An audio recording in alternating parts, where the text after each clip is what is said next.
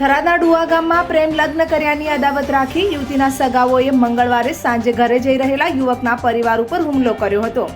જેમાં પ્રેમ લગ્ન કરનારા યુવકના પિતાની છરીના ઘા ઝીંકી નિર્મમ હત્યા કરવામાં આવી હતી। જે મામલે થરાદ પોલીસ દ્વારા આરોપીઓને ઝડપી પાડવા માટે પોલીસે ચક્રો ગતિમાન કર્યા હતા,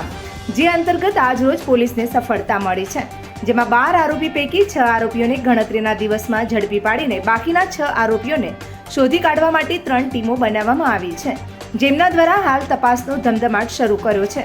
ઝડપાયેલા 6 આરોપીઓમાં જોઈએ તો શાંતિભાઈ ચમનાજી જાતે વણકર, ઉંમર વર્ષ 43, ધંધો ખેતમજૂરી, રહે પાવડાસણ, તાલુકો થરાદ; અશોકભાઈ શાંતિભાઈ ચમનાભાઈ જાતે વણકર, ઉંમર વર્ષ 24, ધંધો ખેતી તથા વેપાર, રહે પાવડ, તાલુકો થરાદ, જિલ્લો બનાસકાંઠા; સુરેશભાઈ શાંતિલાલ ચમનાલાલ જાતે વણકર, ખેતી,